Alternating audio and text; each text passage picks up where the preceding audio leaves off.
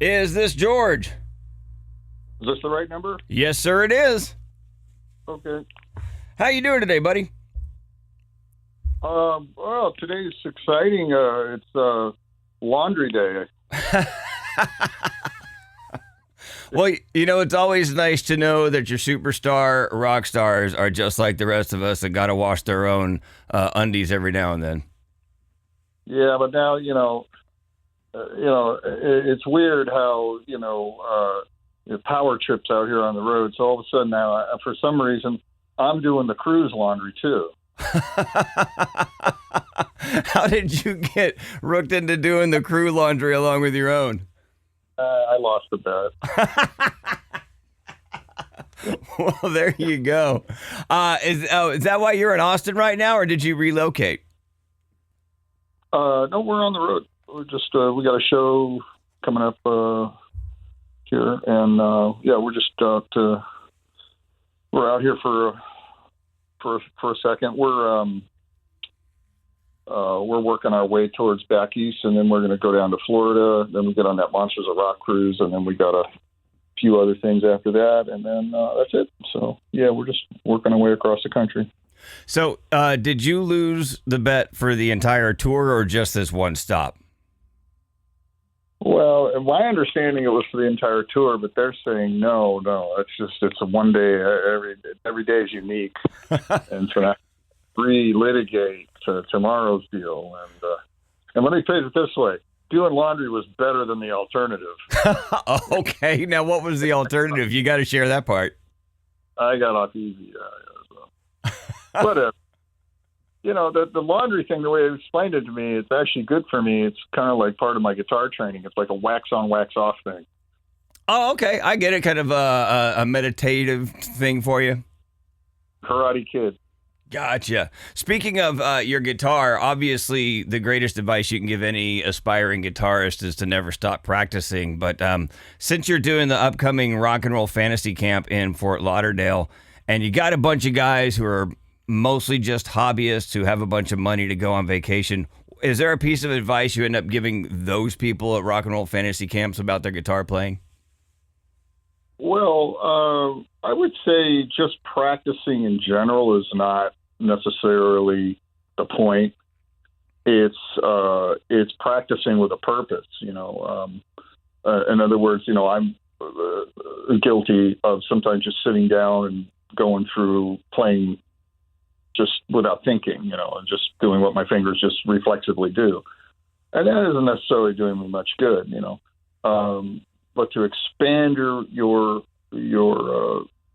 repertoire or advance your playing to any degree, I think it requires applied thinking and challenging yourself. So to just say practice or not practice isn't really the point. In that sense, though, sometimes I do make myself not practice because I find that helps me kind of reset the whole clock, sort of like come back and sort of pursue the guitar from a different angle. I usually like going in and finding songs that I've always loved and trying to learn how to play those songs the way other guitarists have written them, and you learn all these cool new chords that they've thrown in there. And I'm not a great soloist, but trying to figure out how they do some of those solos has sort of kept my skills better than I thought they'd be. So that's worked for me. Number one thing you can do is play along and learn from other people, things that you wouldn't think to play. Yeah, absolutely. And I'm terrible at doing that. I don't do that. I mean, I'm good at telling other people to do it, but I don't do it myself, and I should. And I'm just a bad guitar player.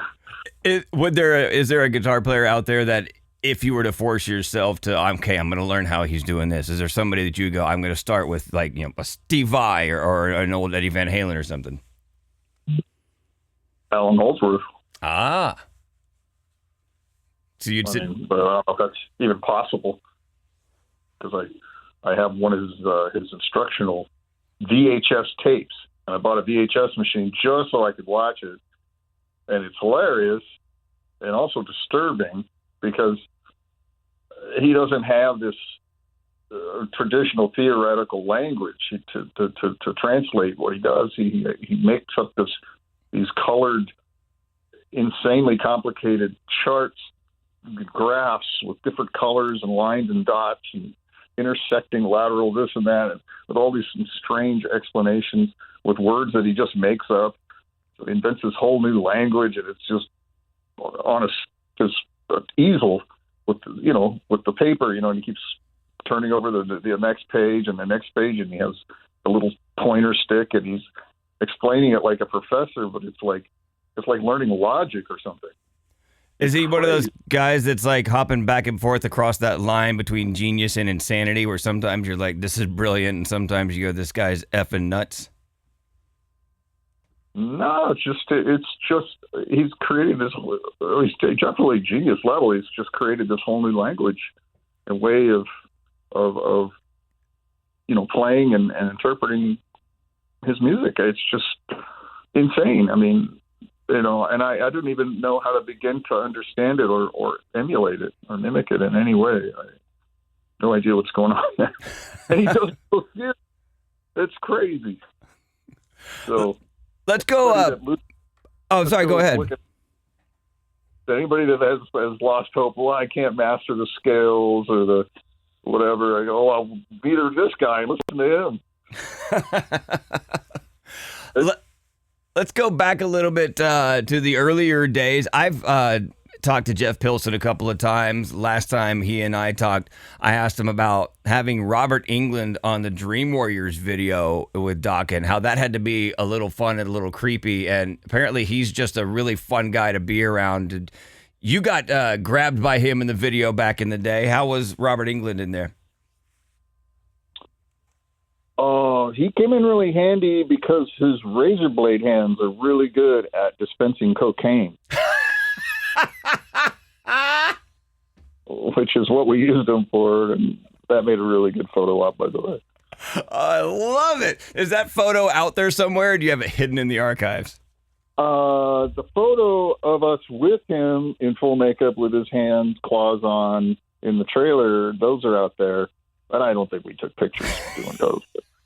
Well, we definitely, Well, I got to tell you, I wasn't at that level in the 80s when Nightmare on Elm Street was out, but if I had been introduced to Robert Englund during my party days, I'd have done the exact same thing. So we're brothers of the same silk there. It wasn't, by the way, I should mention, it wasn't real Coke. It was stunt Coke. Oh, the B12 powder? I think it was baby laxative and B12, yeah, something like that. Oh, God. And it's for movies. It's what they use for movies. And we were doing a video, obviously, so there was a scene that got deleted later that had us doing Coke with Freddy, which I think they should have left in because that would have made it way cooler, but it wasn't real Coke. It didn't go to the bathroom, so yeah, I think there's some baby laxative. I hope it wasn't all baby laxative because, in some of those movies, they have to actually snort the stuff, and that's going to make for a bad rest of the day. Yeah, it'd take longer to make the movie. You're just burning money now. Yeah, it's just like, it's embarrassing. You have to freaking sit on the toilet when you're famous in front of all these people. It's kind of ridiculous. But yeah, I'm against it. I agree with you. I know that you auditioned not once but twice to be with Ozzy. Is it true that you didn't get the gig after your second audition because you had to keep your hair short for your day job delivering liquor? I don't think there was any one overriding reason, but that definitely contributed to it. It was mentioned to me, and they kept questioning me about that. But what I thought was, well, the guy that was asking me was Ozzy, and he was bald. So at least I got him beat. But, then I thought, well, I could wear a wig. But that wasn't good enough. It had to be real hair, I guess. I remember talking to Brad Gillis, and he was telling me one of the stories of when Ozzy was bald, and he would put a wig on, and then he'd use like ketchup and rip the wig off, make it look like he was ripping his hair off on stage. You know where he got that from? No. Don Costa. Really? Who was his bass player that was a friend of mine, and when I did my auditions, I brought Don Costa along because they were looking for a bass player. And Don Costa would do this thing where he had a cheese grater on the back of his bass, and while on stage, he would cut himself and bleed live.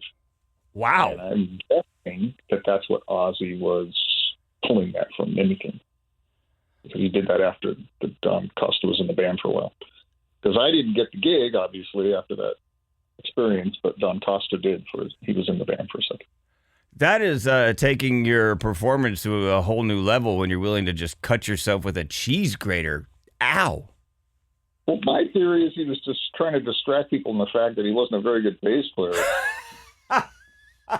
Pay no attention to the shitty bass hole over here. Watch, I'm bleeding. Don't pay attention to the sucky guy behind the curtain there. Look, it's blood. It's Ozzy. What happened? You were there. Who put this cheese grater on the back of my bass, God? During those early heydays of the Sunset Strip, back when a lot of the bands were trying to get known or just getting started, and you were there playing alongside Eddie or Randy Rhoads and yourself among all the other great guitarists, did it feel to you more like a competition atmosphere, or was there like a mutual respect, everybody sticking around, checking each other out? A little bit of both. Yeah. The guitar players of that kind of family where we are all in competition. We're secretly thinking I could do that better. But at the same time, and we're all vying for the same space, you know. But at the same time, we have mutual friendships and respect because we're all kind of sharing this together. And we can all talk the same language, you know, and talk about the things that we think about. You know, we can relate to each other like nobody else can. So, these days when we're on tour and, I see Warren or I'll see, this guy or that guy, or Nuno or whatever, there's always the competitive thing and a little bit of a chip. But then when you get past that, it's nice to be able to share, thoughts and experiences and questions we have and, how our lives are, as guitar players. It's kind of a unique world, so. Yeah. I was going back and listening to one of your great guitar tracks that you and Jeff Pilson wrote, Mr. Scary, and I can hear there's parts of your guitar where it's sustaining over other phrases as they come in. Was that a lot of comping different takes, or were you just rewinding the tape and layering in a new segment on a new track? Because there was a lot of guitar happening in just that one song. Yeah. It's always been a challenge to play that song live with only one guitar. Because for that reason, there are a lot of guitars on the record. I would roll the tape back and say, okay, I did this part. Now I want to add this. And it was just stream of consciousness. I mean, I wrote the song in the studio kind of basically overnight because it was originally I wrote it intending it to be a vocal song, but it just kind of sat there. Don never did anything with it. It wasn't really conducive to vocals, really, when you think about it. So it wasn't going to end up on the record. It was just going to be a throwaway. And I thought, no, man, this thing's too cool. Let me try to instrumentalize it. So after we had to get work that day, I thought, well, let's just stay all night and work, and I'll turn this into something on our off time. And I convinced the engineer to stay, and we worked until sun came up the next day. And Freddy Krueger was there with his cocaine. The inspiration for Mr. Scary, right? So we just kept running, as you said, just kept rolling back the tape, and I just kept stacking and stacking and stacking, and turned it into what it is. It's pretty cool. And then I had the problem of going, oh shit, how am I going to play this? So I have two different ways of playing it. One way is when I don't have another guitarist available, I have to just make it something different than what the record is. I mean, it has the main riff and has the soloing, but it doesn't have a layering, and there's no way I can do that. So it just has to be something different. So on those... Oh, go ahead. But then then this tour that we're out on right now, we have an opening act that we tour with called Paralandra, and the singer and I did a record together. Cassandra and I did a record called Cassandra's Crossing last year. so we're friends, and she comes out and plays a rhythm guitar during Scary on this tour. So it's wonderful. So it sounds much more like the record. We do the harmonies and the double parts and everything. So it's really great. And in the past, there's been tours where my guitar tech is a guitar player and we'll play it off stage. So I'll have that support. Then there's been times in the past where I've had it on a track. We don't do tracks anymore, but there was a period of time we did. And that was pretty cool. You know, I mean, it wasn't as cool because it wasn't live. It didn't have a live guitar player. It wasn't canned. But it was better than not having it, you know. So have you at this, I really wouldn't be interested in playing the song without another guitar player playing at least one more part, so it sounds like the record somewhat, you know. Have you seen some of those new bands, like I think Polyphia, I think that's how you pronounce it, with these guitar players who somehow they've like taken it to that next level, and it almost sounds like they could play something like Mr. Scary by themselves because they have so much action going on all at once? Oh, absolutely. Polyphia, whatever they call. Yeah, no, I've definitely been watching. I've watched them a lot. Yeah, I can't remember the guitarist's name. I had just escapes me at the moment. But yeah, you know, I mean, I love these guys, and what they seem to have done, they seem to be like, I'm guessing, that like I grew up on blues and Hendrix and Zeppelin, Clapton. They probably grew up on Steve Vai. Like that was their